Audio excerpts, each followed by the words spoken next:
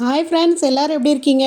நம்ம இன்றைக்கி ராணி அடுப்பாங்கரையில் என்ன பார்க்க போகிறோன்னா, ஈஸியாக குயிக்காக ஒரு ஸ்வீட் ரெசிபி சர்க்கரை பரா எப்படி செய்கிறதுன்னு தான் பார்க்க போகிறோம்.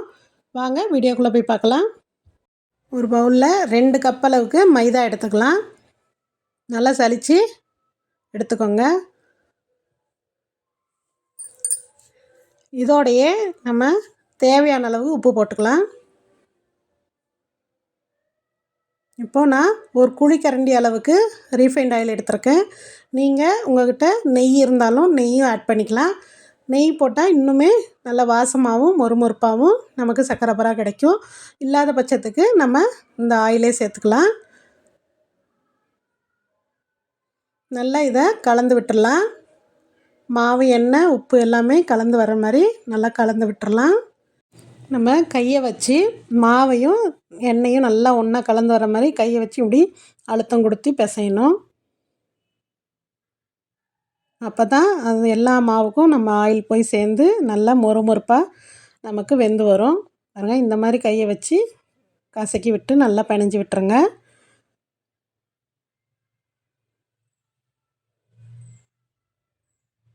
எப்படி மாவு பதம் பார்த்திங்கன்னா, இந்த மாதிரி உருட்டை பிடிச்சா உருண்டை வந்து உடையணும்.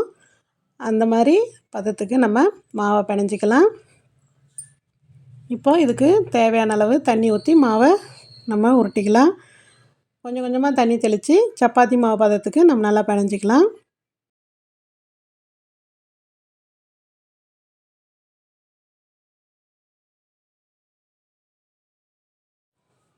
பாருங்கள், இந்த மாதிரி ரொம்ப சாஃப்டாகவும் இல்லாமல் ரொம்ப ஹார்டாகவும் இல்லாமல் மீடியமாக செமிடோவாக நம்ம பிணைஞ்சி வச்சுக்கிறோம். இதை அப்படியே 10 நிமிஷம் விட்டுருவோம். பாருங்கள், 10 நிமிஷம் கழித்து நான் 2 பாட்டாக எடுத்துக்கிறேன். 2 பாட்டாக எடுத்து நல்லா கையில் உருட்டிக்கலாம். நம்ம எந்த மாவும் போடாமையே நம்ம சப்பாத்தி கட்டையில் தேய்ச்சி எடுத்துக்கலாம். நல்லா கையில் வச்சு நல்லா உருட்டி எடுத்துக்கோங்க.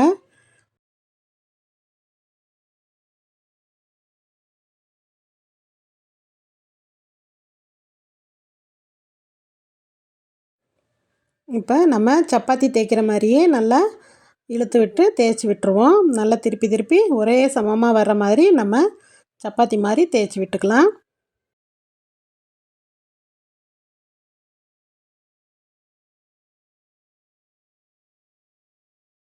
இந்த மாதிரி தேய்ச்சி எடுத்த உடனே பாருங்கள், எந்த சைஸு எந்த அளவுக்கு இருக்குதுன்னு பாருங்கள். இந்த மாதிரி இந்த சைஸுக்கு தேய்ச்சி எடுத்துக்கோங்க. ரொம்ப தின்னாகவும் இல்லாமல் ரொம்ப திக்காகவும் இல்லாமல் பார்த்துக்கோங்க. இப்போ கத்தியை வச்சு நம்ம ஸ்கொயர் போட்டுக்கலாம்.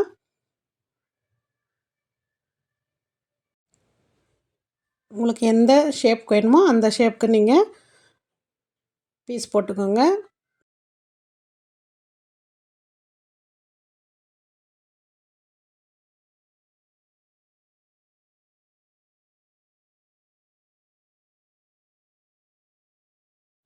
இந்த மாதிரி கார்னர் பீஸெல்லாம் எடுத்துட்டு நம்ம முழு ஷேப்பாக இருக்கிற பீஸுங்களை மட்டும் நம்ம எண்ணெயில் போட்டுக்கலாம்.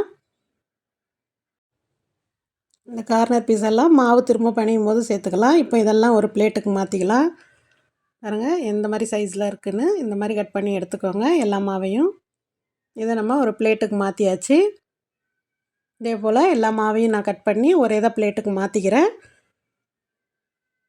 பாருங்கள், எனக்கு இந்த அளவுக்கு கிடச்சிருக்கு. இப்போ நம்ம ஆயிலில் ஹீட் பண்ணி நம்ம பொரித்து எடுத்துக்க வேண்டியது தான்.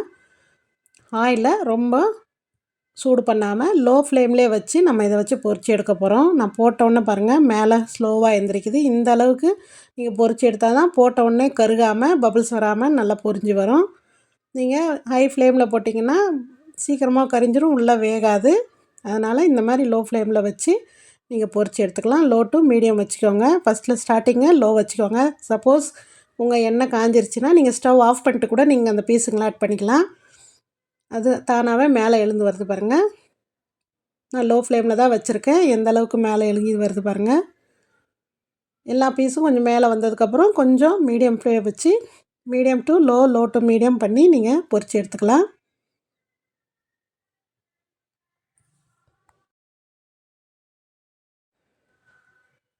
பாருங்கள், மெதுவாக எல்லாமே மேலே எழும்பி வந்து நமக்கு பொரி கிடைக்குது. நான் இன்னுமே சேர்த்துக்கலாம். நான் ஃபஸ்ட்டு ஸ்டார்டிங்னால கொஞ்சமாக போட்டிருக்கேன். நல்லா இது ஒரு ப்ரௌன் கலர் வர அளவுக்கு நம்ம இதை பொரித்து எடுப்போம். அப்பப்போ நம்ம இப்படி கிளறி விட்டுக்கலாம். திருப்பி விட்டோம்னா கலர் சேஞ்ச் ஆகும்.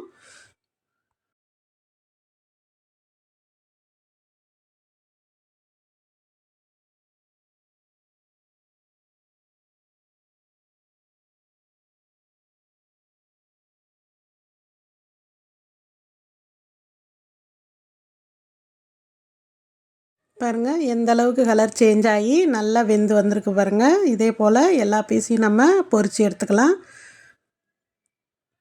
பாருங்கள் ஹை ஹீட் ஆகிருக்கு. நான் ரொம்ப லோ ஃப்ளேமில் வச்சுட்டு இப்போ எல்லாத்தையும் போட்டுக்கிறேன். போட்டு நல்லா பொரித்து எடுத்துக்கிறேன் பாருங்கள். எல்லாத்தையும் நம்ம ஒரு பிளேட்டுக்கு மாற்றிக்கலாம். பாருங்கள் எந்த மொறுமொறுப்பாக நமக்கு வெந்து வந்திருக்கு. இப்போ இதுக்கு நம்ம சர்க்கரை பாகு ரெடி பண்ணிக்கலாம்.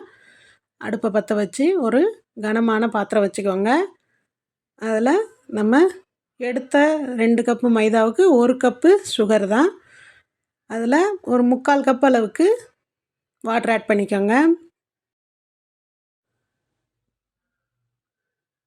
நல்லா தண்ணி சேர்த்த உடனே ஒரு கரண்டி வச்சு நல்லா கொதிக்க விட்டுருவோம். நல்லா ஹை ஃப்ளேமில் வச்சே நம்ம இதை கொதிக்க விட்டுருவோம். ஏன்னா ஒரு கம்பி பதம் நமக்கு தேவை. அதனால் நல்லா கொதிக்க விட்டு ஒரு கம்பி பதம் வர வரைக்கும் பார்ப்போம்.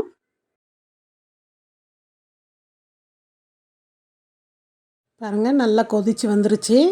இப்போ நம்ம கம்பி பதம் பார்ப்போம். இப்படி தொட்டு பார்த்தோம்னா ஒரு கம்பி வருது வரணும் பாருங்கள். ஒரு கம்பி வருது.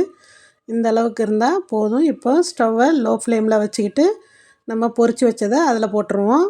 ஸ்டவ் ஆஃப் பண்ணி போட்டோம்னா எல்லா சர்க்கரை பாகும் நம்ம சிப்ஸில் இறங்காது. அதனால் நம்ம கொஞ்சம் லோ ஃப்ளேமில் வச்சுட்டு ஒரு 2 நிமிஷம் இப்படியே கிளறி விட்டுட்டு அந்த சர்க்கரை பாகெல்லாம் குடிக்கிற அளவுக்கு கிளறி விட்டுருவோம். அப்போ தான் சூட்டோடு நம்ம இப்படி கிளறும்போது அந்த சர்க்கரை பாகெல்லாம் மாவுக்குள்ளே இறங்கி வரும்.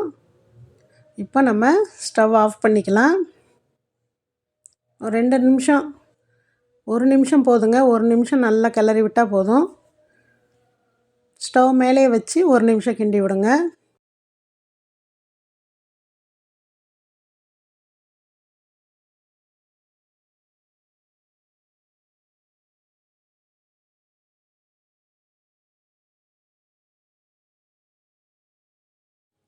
பாருங்கள் கிளற கிளற கெட்டி ஆகிக்கிட்டே வருது. இந்த ஸ்டேஜில் நம்ம ஸ்டவ் ஆஃப் பண்ணிடணும். ஸ்டவ் ஆஃப் பண்ணிட்டு இப்போ ஒரு நிமிஷம் நம்ம 1 நிமிஷம் விட்டு விட்டு நம்ம கிண்டி விட்டோம்னா நல்லா சர்க்கரைலாம் காஞ்சி வந்துடும் பாருங்கள். மாவோடு ஒட்டி வந்துடும் பாருங்கள். நான் கிண்டும் போதே தெரியுது சர்க்கரையெல்லாம் நல்லா ட்ரை ஆகி வந்துருச்சு. இப்போ நம்ம கீழே இறக்கி வச்சு கிண்டிக்கலாம். பாருங்கள் இப்போ நம்ம போட்ட சர்க்கரையெல்லாம் ட்ரை ஆகி எல்லாம் ஒன்று சேர்ந்து வந்துருச்சு பாருங்கள். அவ்வளோதாங்க, அருமையான சர்க்கரை பரா ரெடி ஆயிடுச்சு பாருங்கள். இதை ஒரு பிளேட்டுக்கு மாற்றிக்கலாம். பாருங்கள் அருமையான சட்டுன்னு ஒரு ஈஸியாக ஸ்நாக் ரெசிபி தாங்க. சர்க்கரை பரா ரெடி ஆயிடுச்சு. அவ்வளோ அருமையாக உடஞ்சி வருது பாருங்கள். உள்ளே வெந்து நல்லா மேலே சர்க்கரை கோட்டிங் ஆகி வந்திருக்கு. இந்த ரெசிபி உங்களுக்கும் பிடிச்சிருந்துச்சுன்னா நீங்களும் ட்ரை பண்ணி பார்த்துட்டு எப்படி வந்துச்சுன்னு எனக்கு கமெண்ட் பண்ணுங்கள், லைக் பண்ணுங்கள், ஷேர் பண்ணுங்கள். மறக்காமல் ராணி அடுப்பாங்கரைக்கு சப்ஸ்கிரைப் பண்ணுங்கள். தேங்க்ஸ் ஃபார் வாட்சிங்.